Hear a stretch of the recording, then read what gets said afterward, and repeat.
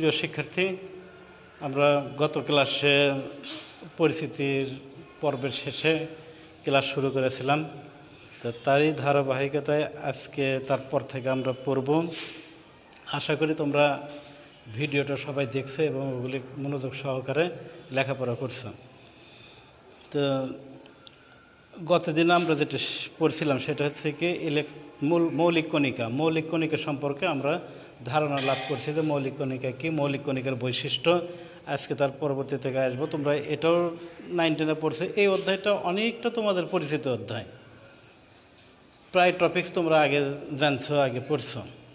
তো আজকে আমরা যেটা আলোচনা করবো সেটা আইসোটোপ, আইসোবার, পরমাণু মডেল, এগুলা।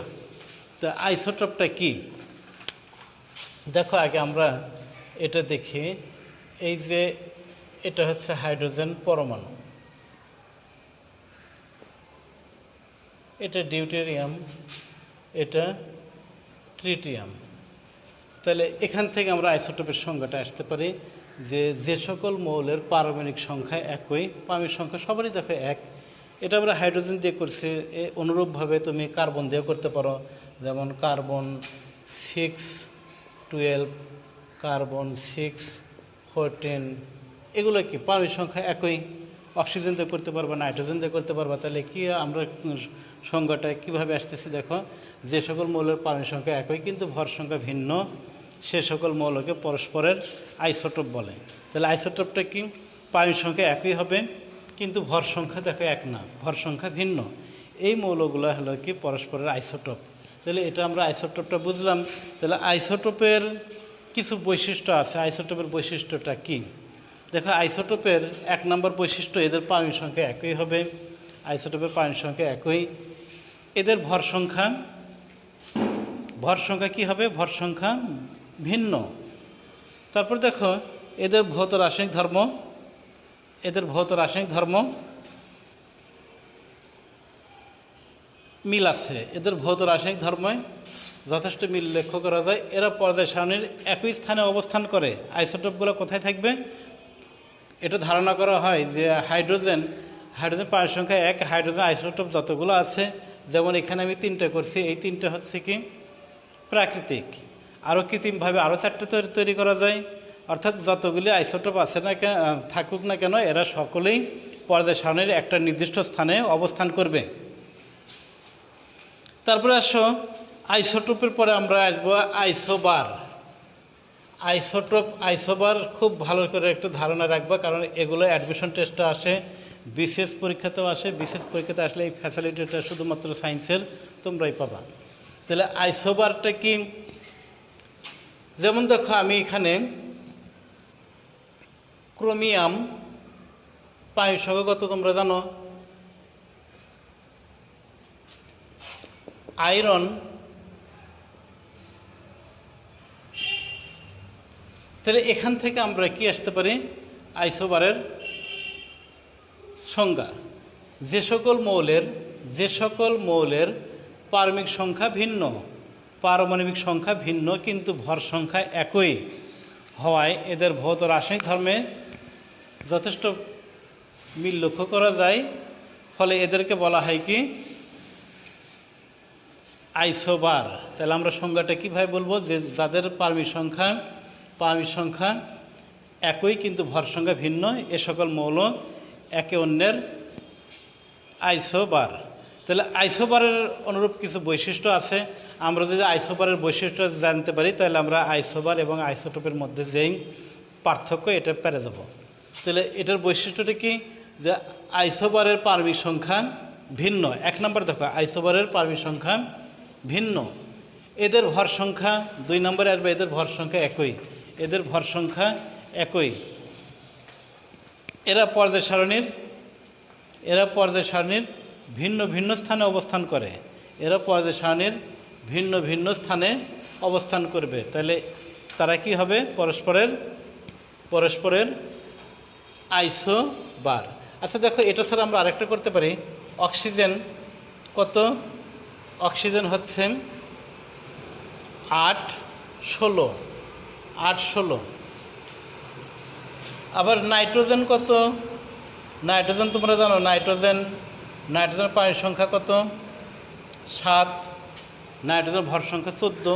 কিন্তু নাইট্রোজেনের যদি আমরা আইসোটোপটা নেই, তাহলে নাইট্রোজেনের আইসোটোপ, এটা কিন্তু নাইট্রোজেন মৌল না, নাইট্রোজেনের আইসোটোপ।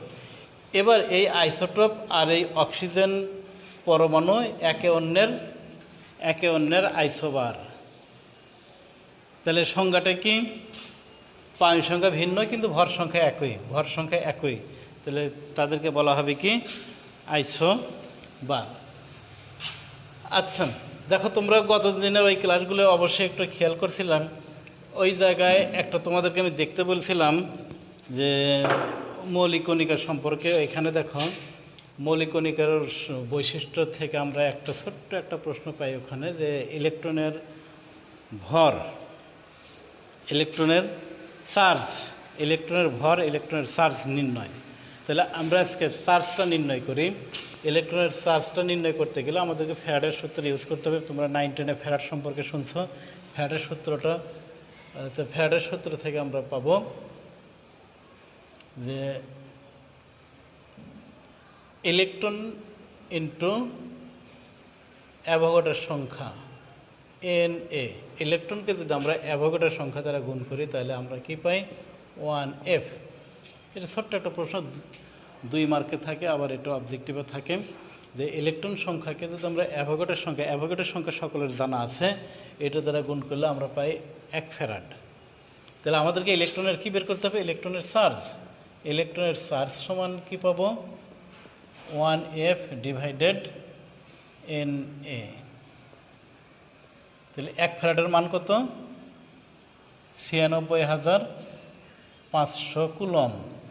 আর অ্যাভোগাড্রোর সংখ্যার মান 6.02 ইন্টু 10 টু দি পাওয়ার কত? 23।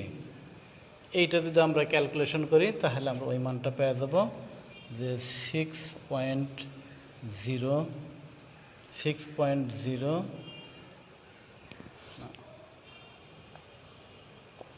1.6 into 10 to the power -19 coulomb. এই দুটোকে যদি আমরা ক্যালকুলেশন করি, তাহলে কি পাই? 1.60 তুমি লিখতে পারো না পারো, into 10 to the power 19 coulomb. এটা কি?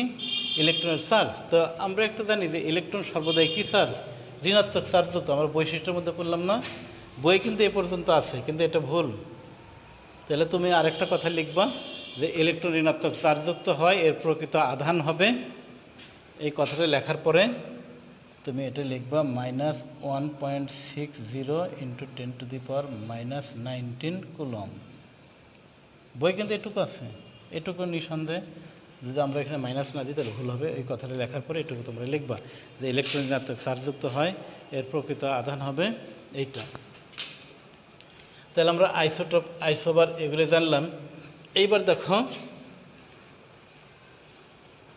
আরেকটা জিনিস, আমরা যেটা 9, 10-এ পড়ছি, তোমরা যে পরমাণু, এটা সকলেই জানো যে পরমাণু কেমন। পরমাণু হতে গেলে ইলেকট্রন লাগবে, প্রোটন লাগবে, এই তো। তাহলে এইটাকে আমরা কি বলতেছি? এটা হচ্ছে নিউক্লিয়াস, প্রোটন যোগ নিউট্রন। আর এই বাহিরের সেলগুলোতে কি থাকবে? ইলেকট্রন থাকবে। এটা তো পরমাণু। তাহলে এখানে দেখো, এটা নিউক্লিয়াস, আর এই ইলেকট্রনগুলো ঘুরতেছে। কোথায় ঘুরতেছে ইলেকট্রন সমূহ? নির্দিষ্ট কক্ষপথে। এই নির্দিষ্ট কক্ষপথগুলোকে কি বলা হয়? এই কক্ষপথগুলোকে কি বলা হয়? অরবিট না অরবিটাল? অরবিট এবং অরবিটাল, এই দুইটা কথা। এটা হচ্ছে, জানো তো তোমরা অরবিট এবং অরবিটালটা কি? অরবিট এবং অরবিটাল সম্পর্কে তোমাদের ধারণা অবশ্যই থাকতে হবে, স্বচ্ছতা ধারণা, যে অরবিটাল আর অরবিট, অরবিটাল এবং অরবিট, এই দুইটা কথা দেখো। তাহলে আমরা এখানে দেখি যে ইলেকট্রনগুলো দেখো, এই যে ধনাত্মক নিউক্লিয়াসকে কেন্দ্র করে কতগুলো শক্তি স্তরে, কতগুলো নিজস্ব শক্তি স্তরে আবর্তন করে। এই শক্তি স্তরগুলোকে অরবিট বলা হয়। অরবিট বা শক্তি স্তর, অরবিট বা শক্তি স্তর, শক্তি স্তরগুলোই অরবিট। এই তাহলে আমরা সংজ্ঞাটা কীভাবে বলতে পারি? যে ধনাত্মক নিউক্লিয়াসকে কেন্দ্র করে ইলেকট্রন সমূহ যে সকল অনুমোদিত কক্ষপথে আবর্তন করে, যে সকল অনুমোদিত কক্ষপথে আবর্তন করে তাদেরকে অরবিট বা শক্তিস্তর বলে। এদেরকে কি দ্বারা প্রকাশ করা হয়? কে এল এম এন, কে এল এম এন এগুলো দ্বারা প্রকাশ করা হয়। কেটা কি? এটা হলো কে, এল, এটা হলো এম। তাহলে সংজ্ঞাটা বুঝছো তো তোমরা 9-10 পড়ছিলাম যে ইলেকট্রন আমরা এখানে দ্বিতীয় স্তরে দেইনি, তোমরা তো জানো দ্বিতীয় স্তরে কটা থাকবে, তারপরে এই স্তরে কটা থাকবে। এখানে যদি আমরা একটা কল্পনা করতে পারি, তাহলে যাই হোক ইলেকট্রন সমূহ কি বললাম, ধনাত্মক নিউক্লিয়াসকে কেন্দ্র করে যে সকল অনুমোদিত বৃত্তাকার কক্ষপথে আবর্তন করে তাদেরকে কি বলা হয়? অরবিট বা শক্তিস্তর বলে, অরবিট বা শক্তিস্তর বলে। এরা কিন্তু প্রায় গোলাকার হয়, এদেরকে কে এল এম এন ইত্যাদি দ্বারা প্রকাশ করা হয়। এটা হলো অরবিট। আর অরবিটালটা কি? প্রতিটি শক্তিস্তর বা অরবিটে যে কয়টা ইলেকট্রন থাকতে পারে, অর্থাৎ ইলেকট্রন প্রাপ্তির সম্ভাবনাই হচ্ছে কি অরবিটাল। ইলেকট্রন যে কয়টা ইলেকট্রন থাকতে পারে তার সম্ভাবনাই, অর্থাৎ ইলেকট্রন মেঘ প্রাপ্তির সম্ভাবনাই হচ্ছে কি অরবিটাল। তাহলে অরবিট হলো শক্তিস্তর, অরবিটাল হলো ইলেকট্রন প্রাপ্তির সম্ভাবনা। অরবিটালগুলোকে কি দ্বারা প্রকাশ করা হয়? S P D F. আমি কিন্তু দেখো সংজ্ঞাতে তোমাদেরকে কি বলছিলাম? ইলেকট্রন প্রাপ্তির সম্ভাবনা। তাহলে এখানে কয়টা ইলেকট্রন থাকতে পারবে? এখানে কয়টা ইলেকট্রন থাকতে পারে? 1 থেকে 2। এখানে কয়টা? 1 থেকে 6। একটা থাকতে পারে, 3টা থাকতে পারে, 4টা থাকতে পারে। এই যে আমরা বললাম ইলেকট্রন প্রাপ্তির সম্ভাবনা। আর এখানে তোমরা জানো কয়টা? 1 থেকে 10। এটা কয়টা? 1 থেকে 14। এই যে ইলেকট্রন প্রাপ্তির সম্ভাবনায় এটাই হচ্ছে কি অরবিটাল। তো যাই হোক তোমরা এগুলো একটু দেখবার, আগামী ক্লাসে আমরা বোর মডেলটা আলোচনা করব, তোমরা একটু বাসায় দেখবা, তাহলে বুঝতে সহজ হবে।